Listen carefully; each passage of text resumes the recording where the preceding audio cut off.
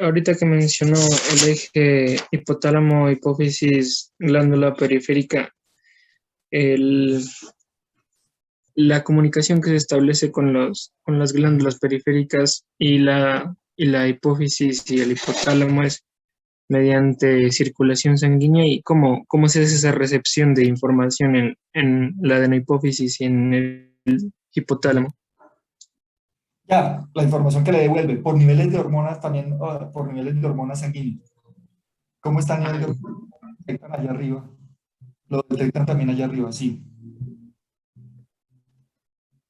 Muchas gracias.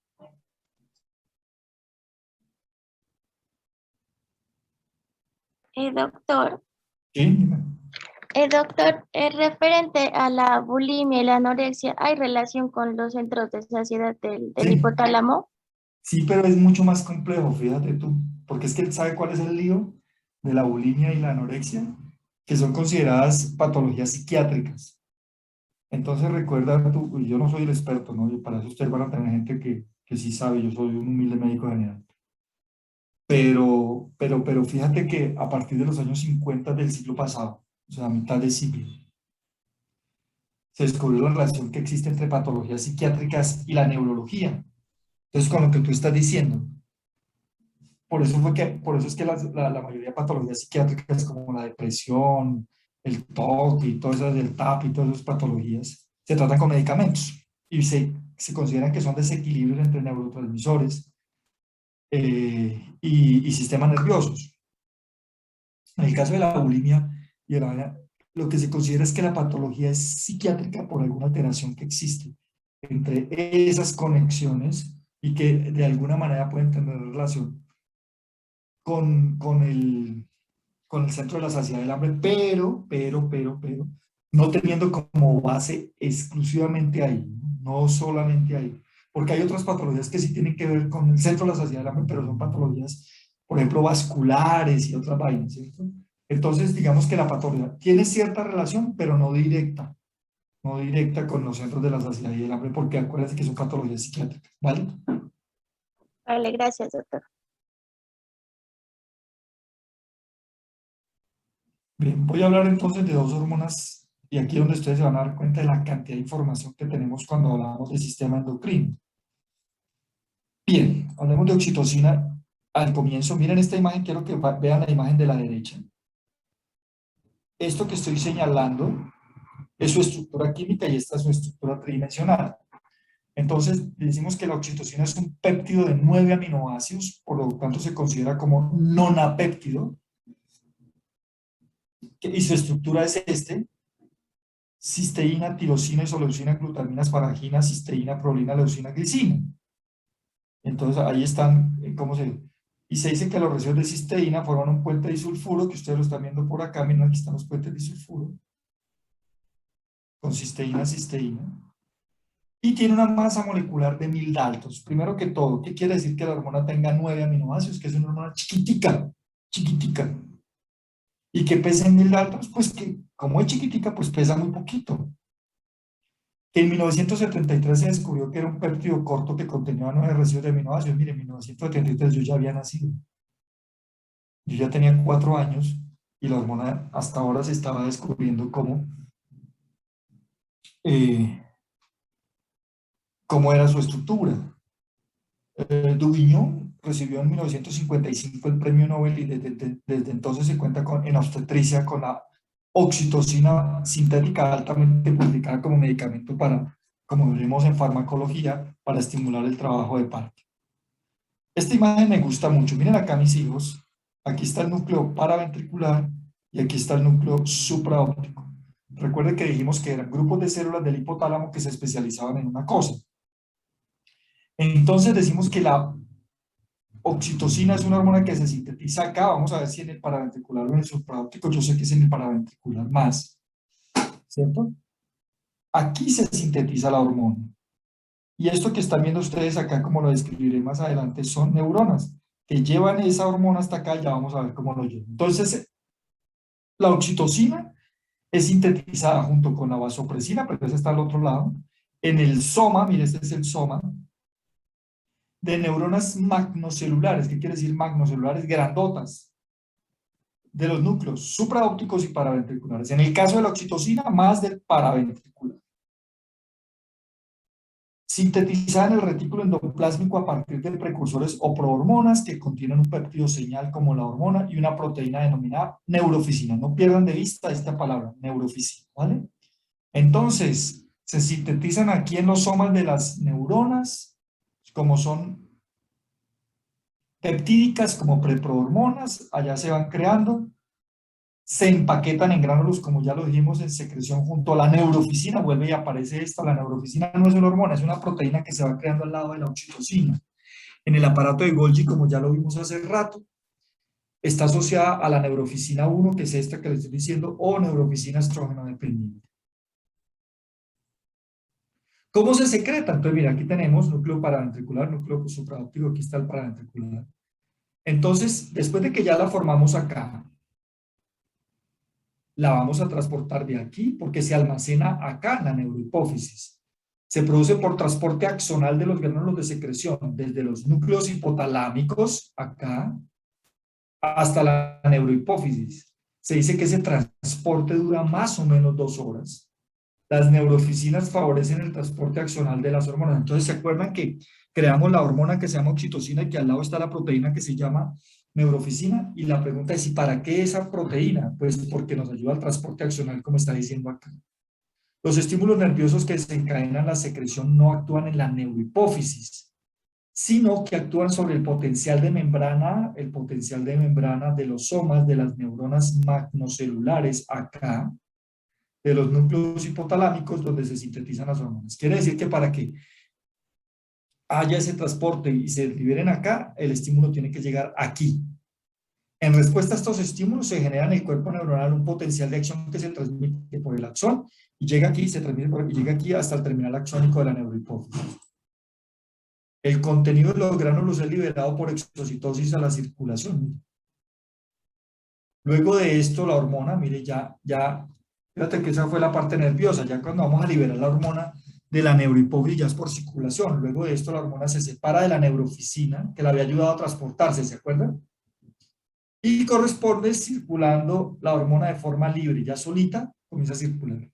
¿Cuál es su vida media? Cortica, de 5 a 10 minutos, y es metabolizada en el hígado y en sus órganos diáneos. O sea, ¿qué sucede?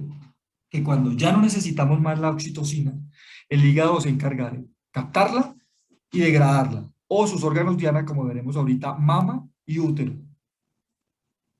¿Cómo actúa? La acción de la oxitocina está relacionada con la función reproductora, ahorita veremos cómo, y sobre la glándula mamaria y el útero específicamente. Glándula mamaria, como estamos viendo acá, y útero, como estamos viendo acá. Ambas acciones están mediadas por un mismo receptor, y eso es muy importante en endocrinología, porque tenemos, por ejemplo, la ADH que vamos a ver ahora, que tiene varios receptores tiene un receptor para cada órgano. Dice que de modo que la unión de la oxitocina a su receptor lleva a un aumento en la concentración intracelular de calcio. ¿Se acuerda que el calcio es el que tiene que romper las vesículas para que se libere? ¿Y qué produce? Cuando ya tenemos la oxitocina en el órgano que va a actuar. Entonces, sobre el útero, ¿qué produce la oxitocina? Se ha identificado receptores específicos de la oxitocina en el miometrio de la mujer y también diferencias en el número de receptores en diversas fases del trabajo de parto. Quiere decir entonces que la oxitocina se libera en mujeres embarazadas a término, porque es la hormona que me va a ayudar a que este bebé pueda salir por este canal y se produzca el parto. Regula las propiedades contráctiles de las células miometriales, o sea que me ayuda a la contracción del miometrio. Eso lo traducimos en el argot popular como los dolores de parto. Además, produce la liberación de prostaglandinas en las células y estas prostaglandinas nos van a ayudar aquí en el cuello uterino para reblandecerlo y adelgazarlo para que después pueda pasar por aquí la cabeza del recién nacido, en este caso del feto que está naciendo.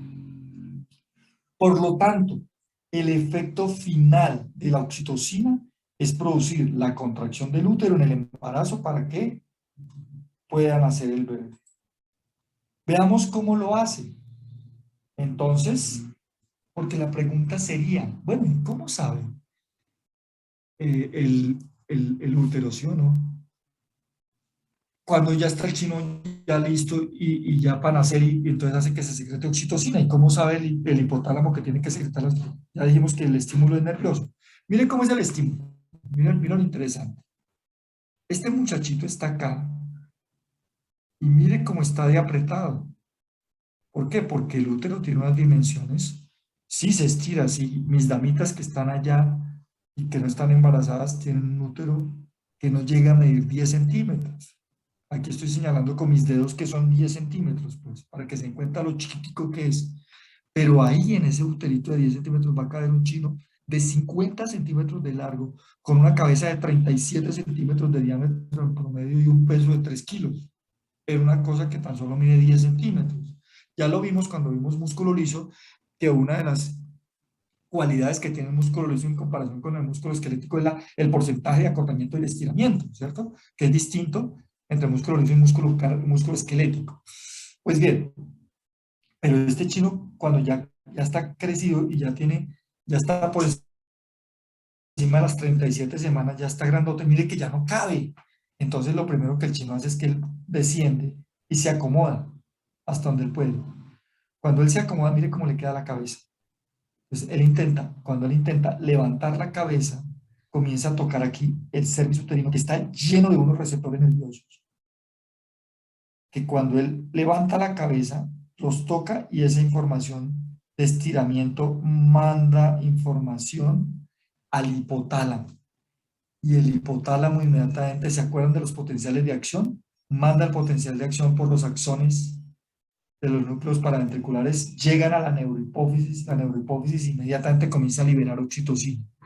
La oxitocina que hace en el músculo uterino, contracciones, las contracciones que hace que el chino levante más la cabeza. Si levanta más la cabeza, se libera más oxitocina. Si se libera más oxitocina, más contracciones, más estiramiento, más oxitocina, más contracciones, hasta que plum, nace el niño.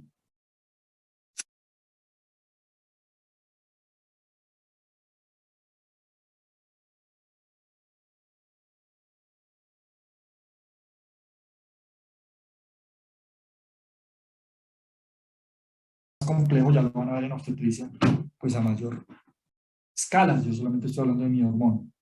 Entonces, decimos que el aumento del número de receptores para la oxitocina antes del parto se deben a un aumento de la relación estrógeno-progesterona. ¿Qué quiere decir? Que durante todo el embarazo, o las mujeres que no están embarazadas, ¿por qué no le pasa esto? Porque no hay la cantidad suficiente de receptores de oxitocina. ¿Y cómo se produce esto? Miren lo interesante. Dice que hay un aumento de los receptores hacia el final del embarazo y hacia el parto debido a una relación estrógeno-progesterona. ¿Qué es lo que normalmente pasa? ¿Cuál es la fisiología normal?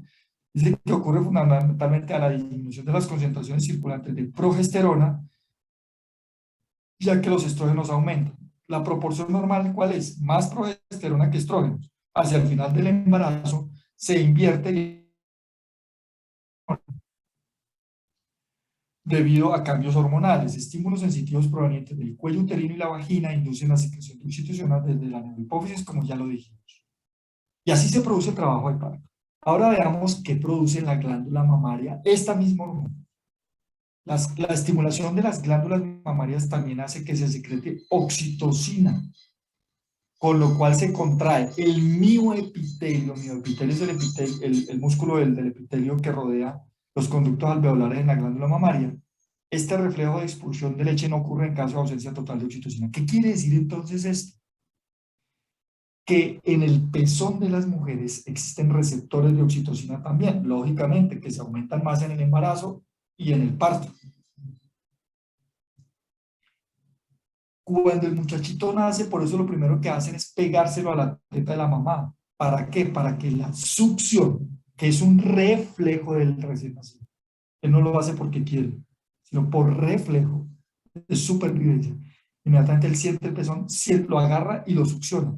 Eso hace que los receptores que están al lado del pezón manden la información al hipotálamo, el hipotálamo nuevamente vuelva a sentirse estimulado, mande la información a la neurohipófisis y se secrete más oxitocina para que expulse leche. Ojo con esto, ojo con esto. La oxitocina ayuda a la expulsión de leche. La prolactina a la producción de leche, y eso pues ya lo estaremos tocando, aunque yo ahorita hablaré de eso. Entonces, ¿se acuerdan de la PRH y la PIH, esa vaina? Pues ellas están estimuladas en la mujer en embarazo, mientras tanto no. La PIH frena, la PRH libera cuando ya la mujer está en embarazo. Para la producción y preparar todo con la progesterona en el embarazo. Preparan toda la mama, por eso las mujeres en embarazo les crecen las mamas, porque preparan todos los conductos y tienen todo listo y preparado. Pero ellas no son capaces de hacer que se produzca, que se expulse, perdón, la leche. ¿Quién hace que se expulse la leche? El estímulo que acabamos de ver. Quiere decir entonces que entre el bebé más se pegue y más succione, más va a ser producción de leche. Ahí vienen unas grandes discusiones que ustedes van a ver, y es las mamás que dicen que no producen leche, y entonces que dan leche tarro, y bueno, entonces ya por eso hay enfermeras especializadas en lactancia materna, que apenas el niño nace, le enseñan a la mamá cómo pegar al niño para que el chino succione, porque el chino sí succiona. Ahora, si usted inmediatamente, el pezón es duro y fuerte, y el niño, desde recién nacido, los seres humanos estamos adaptados a la ley del mínimo esfuerzo. Si podemos copiarnos en los exámenes, es más fácil que estudiar. Entonces lo hacemos. No lo estoy diciendo por ustedes para no tener problemas, estoy diciéndolo de manera genérica. Entonces, somos así. Si nos podemos colar en las filas, es mejor colarnos que hacer la fila, ¿cierto? Si podemos pasarlo en semáforo en rojo, es mejor pasarlo en rojo para no esperar hasta el verde, ¿cierto? Porque somos corruptos desde chiquitos. Pero los chinos también. Entonces ellos, si usted le pone a escoger a un recién nacido entre un pezón duro que tiene que trabajar el sardinito a un chupo de un tetero, pues lógicamente el chino inmediatamente va a coger el chupo de tetero, además porque él simplemente abre la boca y le sale la leche. En cambio, con el pezón de la mamá, tiene que chupar duro para que llegue el estímulo, baje y mande la oxitocina y expulse la leche. Entonces es un trabajo. Pero los sardinos no son bobitos. Acuérdense que el reflejo de succión es un reflejo de supervivencia. Entonces, si aguanta hambre, no va a dejar morir de hambre. Va a succionar hasta que le agarra bien y aprende y lo hace. ¿Cierto? Pero si rápidamente la mamá dice, ay, no, no le sale nada, entonces pongámosle leche tarro, el chino se va a alimentar con leche ternero, ¿cierto? Porque la leche tarro es leche de vaca. Entonces le está dando leche ternero, el chino va a tener su tendencia a ser como vaca, pues.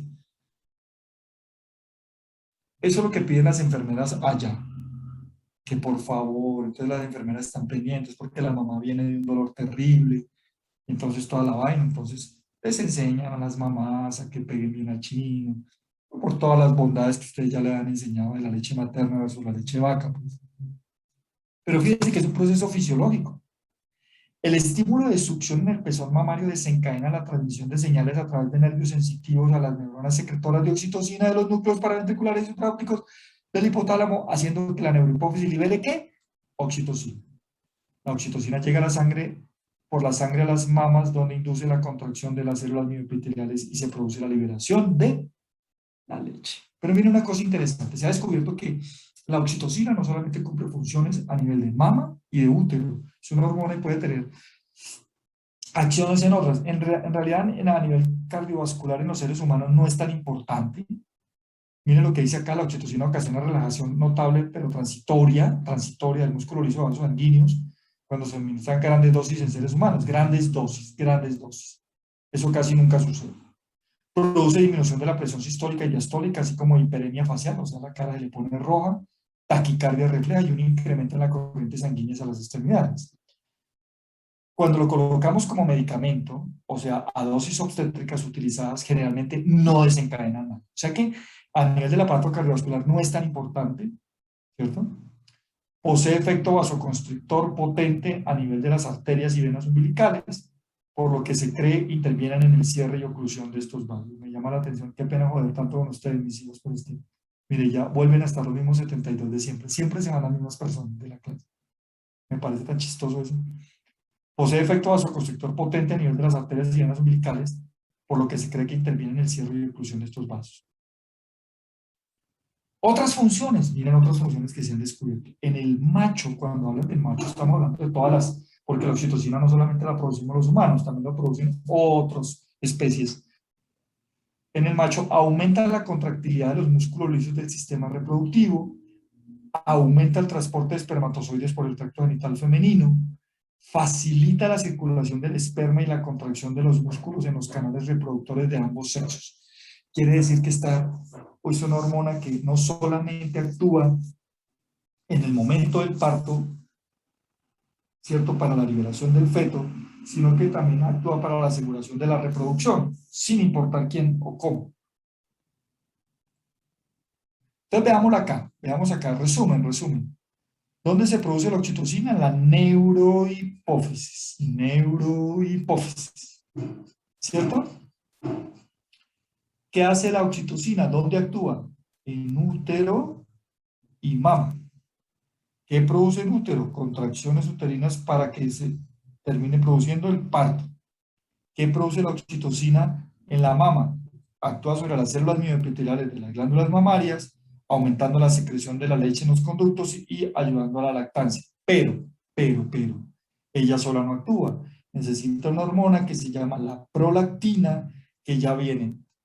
Su estímulo es a través de, no de estos dos, sino del hipotálamo, de otros núcleos que no son tan importantes acá, que hacen que el hipotálamo produzca una hormona que se llama la PRH, ¿cierto? Cuando la mujer está en embarazo y al subir los niveles de progesterona, mientras tanto actúa la PIH. Entonces la prolactina se aumenta y ella lo que hace es que prepara todo el sistema mamario para que se produzca la leche, se sintetice la leche. ¿Listos? Muy bien, pregunta sobre oxitocina. Doctor, Bueno, Sí. Dime.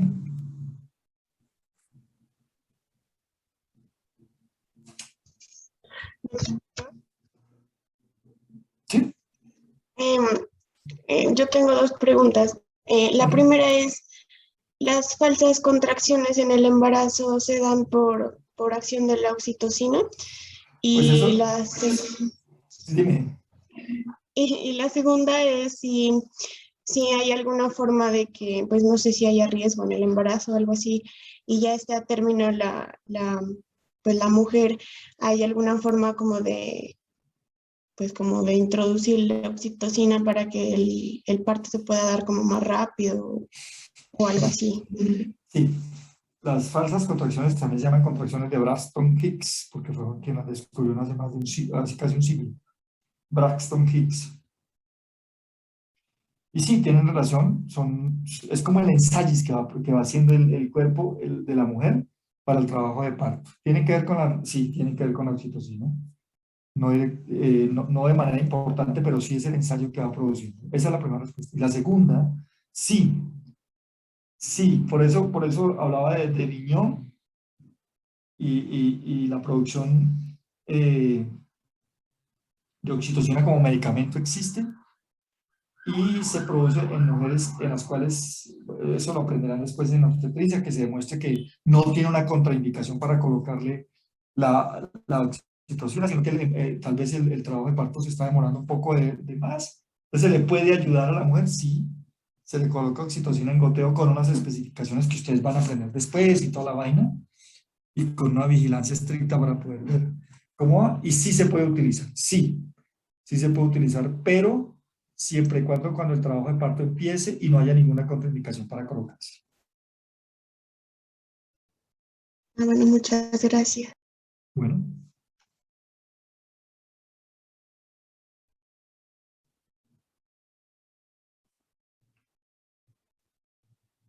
Preguntas, bien. Entonces hablemos de hormona antidiurética.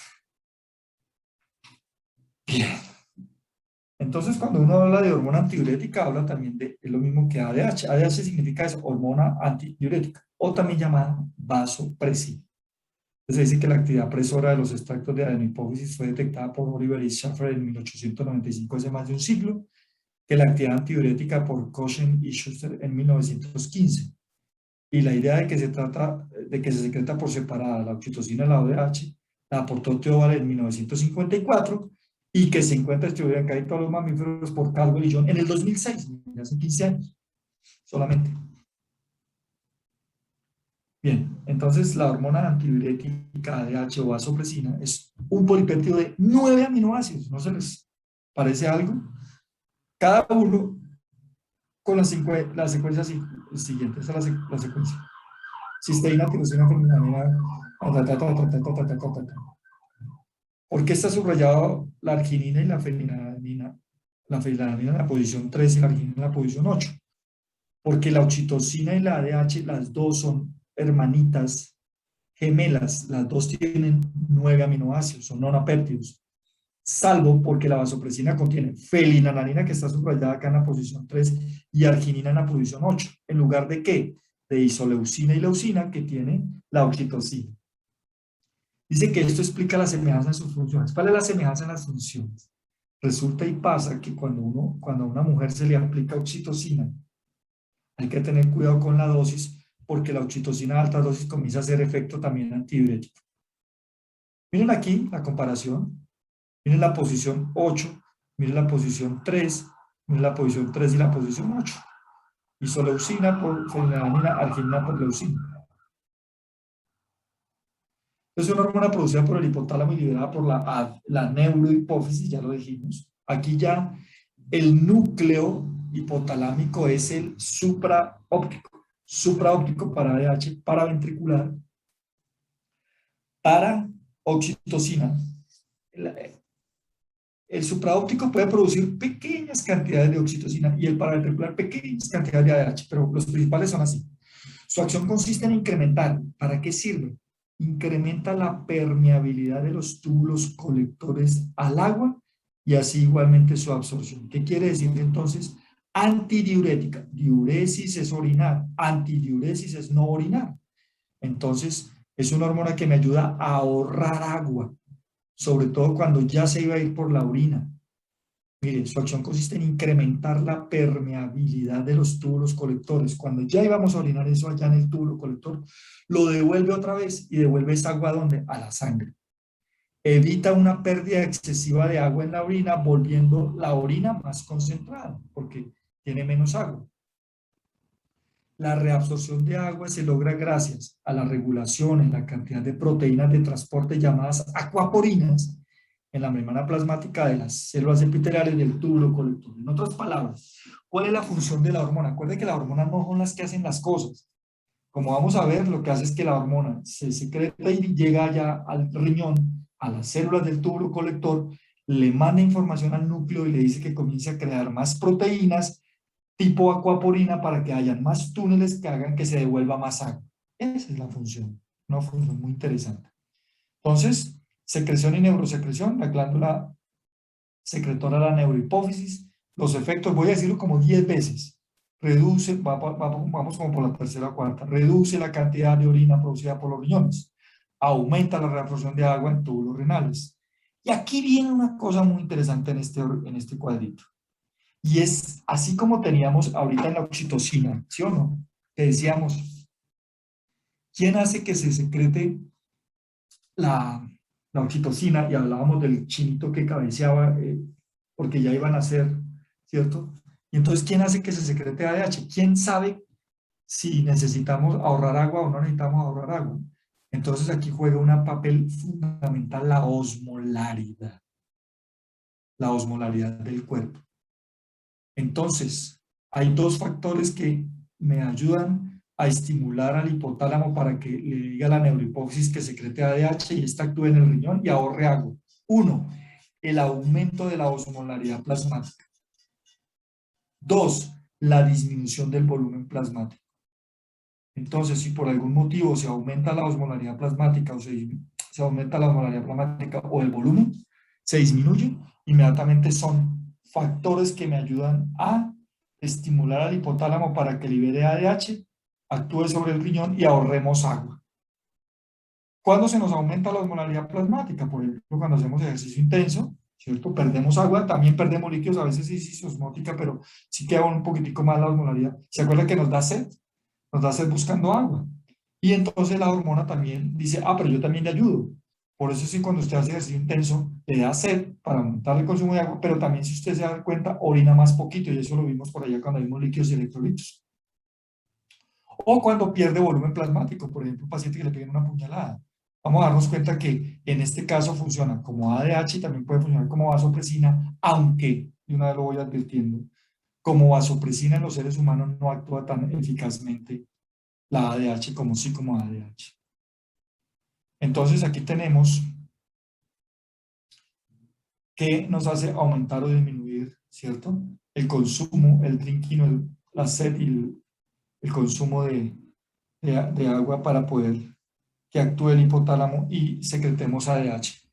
Tenemos unas células especializadas que detectan cambios en la osmolaridad que se llaman osmorreceptores, que están ubicados a nivel del hipotálamo, que detectan cambios en la osmolaridad, ¿cierto? E inmediatamente inducen, si la osmolaridad se sube, inducen a liberación de ADH. Al contrario, si la osmolaridad se disminuye, inmediatamente inhiben la secreción de ADH. Todo esto con el fin de que la ADH, si la osmolaridad está alta, aumente la reabsorción de agua y prevenga deshidrataciones. O al contrario.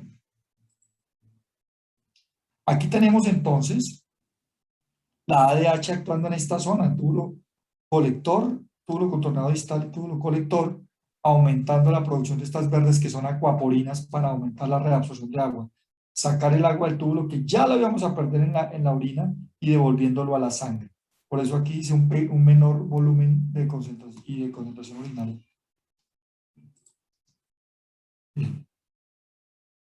La almacenación y la liberación, piensen en la oxitocina y ya la cosa es muy sencilla. La hormona vasopresina o antidiurética es un péptido, por lo tanto se almacena, ya que las hormonas polipeptídicas y proteicas se almacenan en vesículas secretoras hasta que se necesitan. Esto lo vimos hace rato. ¿Cuáles son las funciones de la ADH? Reabsorción de agua en el riñón. Por enésima vez lo vuelvo a decir, cuando los osmorreceptores detectan fluidos muy concentrados, se nos subió la osmolaridad, o cuando hay hemorragias, más del 10%, más del 15%, perdón, de pérdida del volumen sanguíneo. Inhiben la diuresis y ayudan de manera indirecta, no directa, a retener sodio. No es la función de ella. Entonces la vasopresina químicamente es un péptido y por ende es hidrosoluble, lo cual lleva a que se disuelva en el plasma y se transporte por este hasta el destino final donde se difunde desde los capilares, pasando por el líquido intersticial, miren el líquido intersticial acá, y en última instancia a la célula diana. ¿Cuál es el problema en la célula diana? Que este es un péptido y entonces no va a poder atravesar. Por lo tanto, el tipo de receptor al que se une es de membrana, por su carácter químico. ¿Cuál es el carácter químico? Que es peptídico. Pues no puede penetrar la membrana. Es transportada y almacenada con la proteína neuroficina. ¿Se acuerdan de la neuroficina de la oxitocina que ya habíamos hablado? De gránulos neurosecretorios hasta la hipófisis posterior. La vasopresina o ADH es un oligopéptido, lo cual hace que al ser liberada en su sangre se disuelva, ya que es hidrosoluble y viaja por el plasma. Miren esta imagen acá. La neurohipófisis recibió la orden para que la libere. La vasopresina viene pegada a la neuroficina, en este caso la neuroficina 2. Ya le ayudó a transportar desde el hipotálamo hasta la hipófisis, lo mismo que la oxitocina, pero aquí ya no necesitamos más la neuroficina, entonces se libera y mire que se va solita por la sangre, ya sin la neuroficina. Mecanismo de acción mediado por receptores de membrana que son distintos según los tejidos diana. ¿Se acuerdan que la oxitocina tenían el mismo receptor para la estructura química del receptor era el mismo para mama y para útero? Aquí no. ¿Por cuánto son los segundos mensajeros que se activan? Los receptores denominados B1A activan el sistema fósforo inositol y en consecuencia incrementan el calcio intracelular en el músculo lisovascular, en el hígado, en el riñón, en el cerebro. Los receptores B1B activan el sistema fósforo inositol y en consecuencia en el calcio intracelular, en glándula pituitaria y cerebro. Los B2 activan el sistema MP cíclico en riñón. Los BICAM activan el sistema fosfodiesterolínico, se incrementan el calcio único en endotelio vascular y en túbulos colectores. Hay distintos receptores, dependiendo de donde estemos. B1A, B1B, B2, BICAM1. ¿Qué acciones? Voy por la sexta vez. Afectan la retención de agua en los riñones. Y miren esto que apareció por acá. Controlan la presión sanguínea, por eso se llama vasopresina. Vuelvo a insistir, no es tan importante en los seres humanos. Para eso, ¿no? Para su acción de vasopresina. Entonces, en el sistema circulatorio producen elevación de la circulación, por eso se llama vasopresina. Elevación de la presión arterial y constricción de las arterias coronarias y pulmonares a través de receptores ABPR1A, pero no de las cerebrales y renales. No obstante, mire lo que yo he dicho como 3 veces ya. los valores fisiológicos de esta hormona no alcanzan los niveles requeridos para realizar dichas acciones. O sea, ¿qué necesitamos para que sí produzca estos efectos? Cuando hayan pérdidas sanguíneas por encima del 15 al 20% del volumen sanguíneo. O sea, al paciente le pegan la puñalada y se está desangrando. No porque yo haga ejercicio y pierda un poquitico y ya con eso ya se va a volver vasopresina. No, sí puede actuar como ADH, pero no como vasopresina.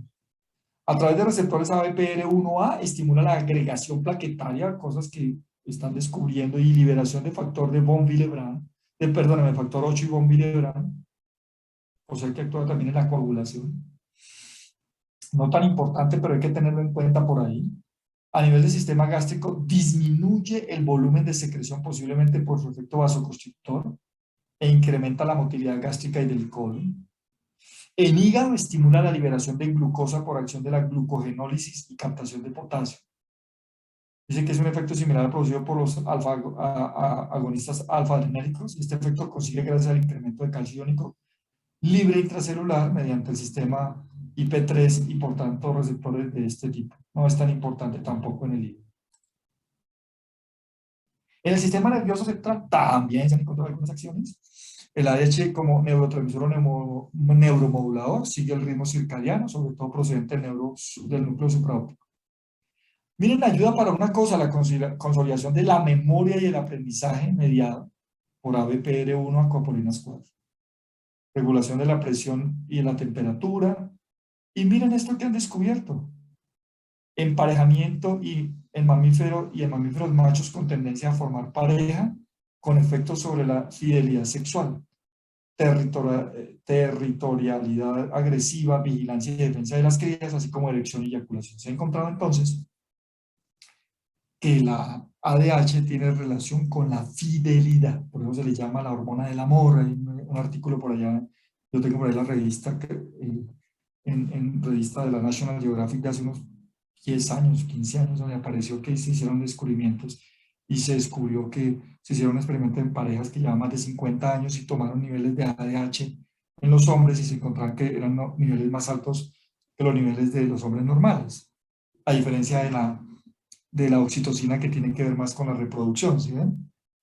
Entonces, de ahora en adelante le tocará a mis damas que están allá pedirle niveles de, además de si se están vacunados contra el COVID, niveles de ADH para saber si se casan con hombres fieles o no, ¿cierto? Sería una buena medida.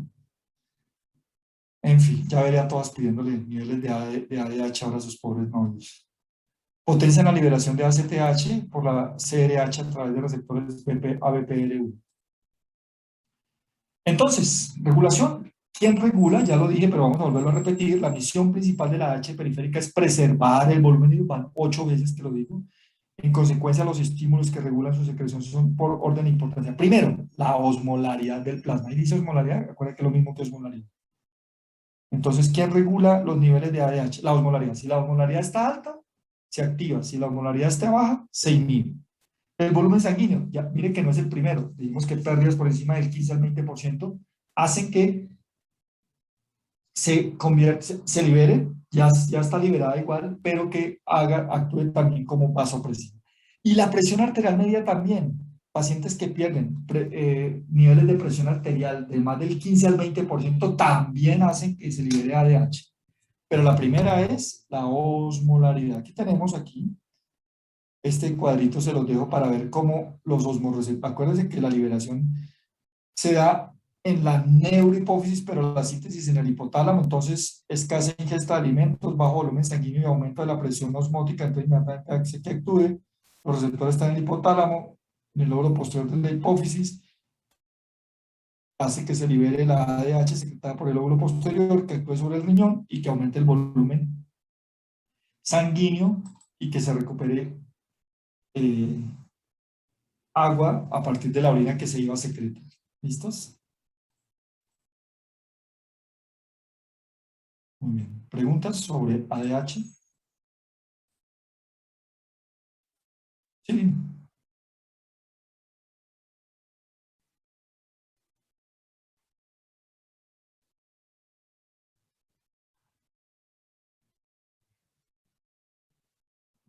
A ver, espérate un momentico, espérate un momentico.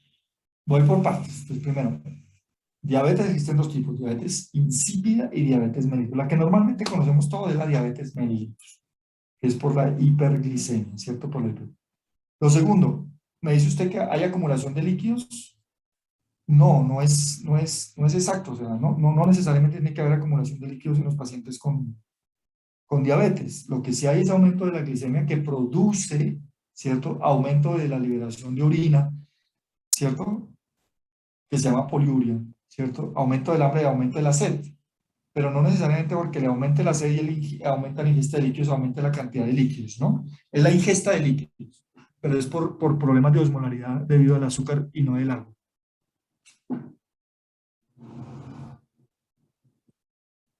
Bueno, Doctor, sí. por ejemplo, en el caso de un paciente que, por ejemplo, sufre, digamos, de hipotiroidismo, ¿no? Por ejemplo, gracias como a factores ambientales como el estrés, podría decirse que cuando se toman las evaluaciones, la medición de T3 y de T4 nunca saldría nada, ¿no?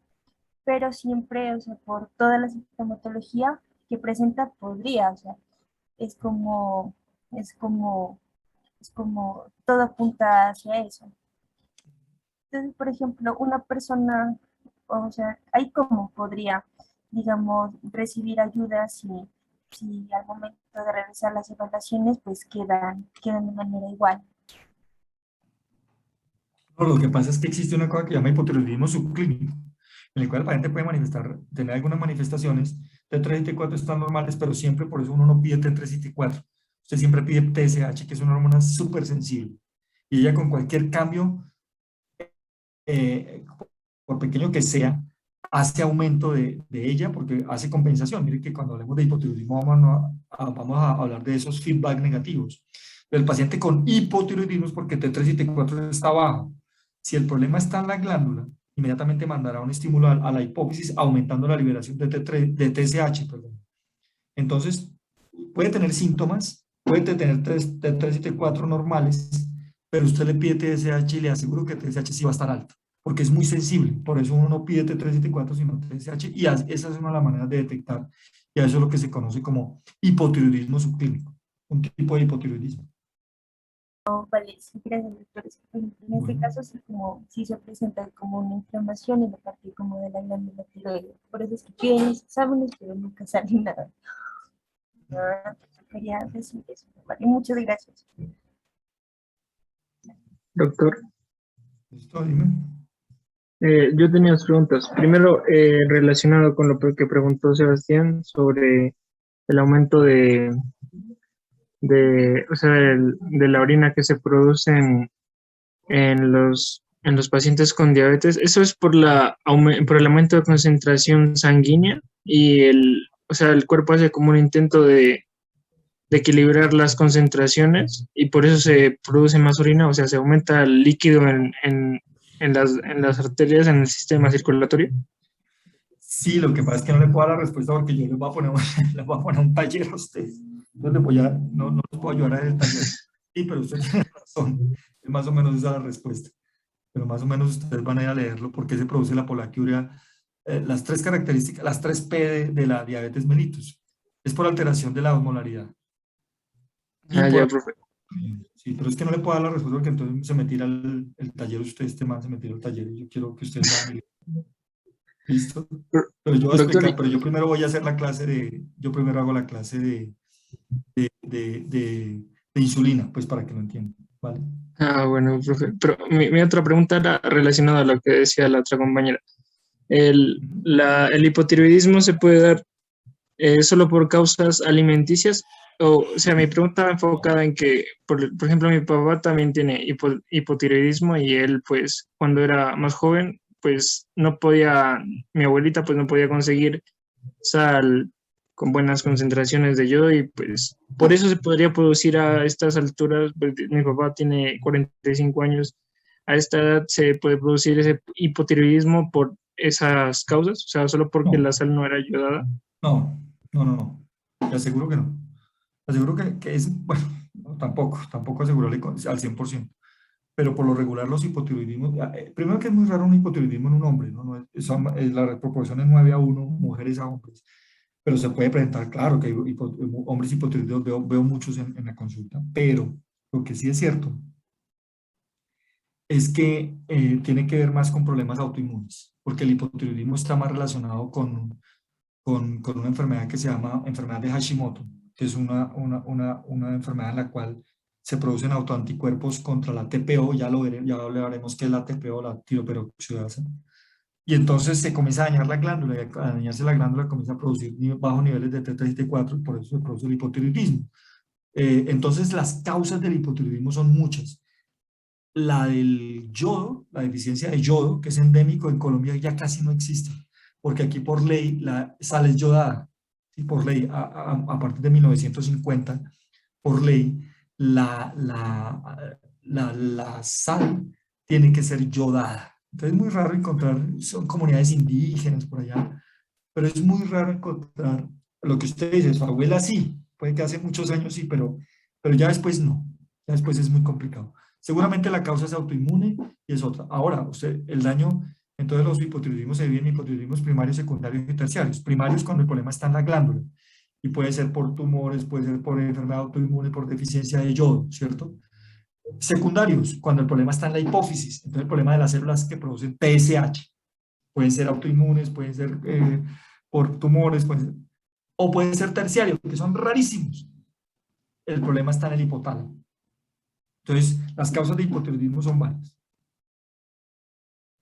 Ya, doctor, o sea que la sal como tal sería como ayudaría a que se presente más, no sería una causa como tal. Sí, o sea, lo que pasa es que la deficiencia, cuando uno habla de sal es porque la sal es yodada, pero como le digo, la deficiencia de yodo como tal tiene que ser para producirse un hipotiroidismo en esta época, por deficiencia de yodo en países como Colombia, que tal vez de las pocas cosas buenas que tiene es muy complicado, tiene que ser zonas muy apartadas, pero muy apartadas, donde primero el consumo de yodo, por lo regular, el consumo de yodo en otros alimentos es muy bajo, pero que no tengan sal yodada y entonces ahí sí se puede producir, pero el resto no. A esta altura del partido es muy difícil. Ya, doctor, muchas gracias. Profe, disculpe, yo tengo una duda. Eh, Sí. lo que pasa es que yo conozco pues, a alguien que tiene hipotiroidismo subclínico y Ujú. pues él consume bastante sal. ¿Será que, o sea, ahí tiene algo que ver eso? No, no, porque los niveles de yodo que se consumen ahí no son representativos, tiene que ser una cosa exageradísima y no toleraría el alimento. No, los niveles de yodo en realidad son muy pocos. Gracias, profe. Volvemos otra vez, la mayoría de casos casi siempre son autoinmunes.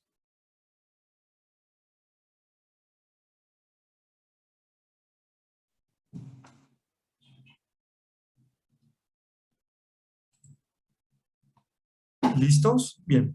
Ustedes me dan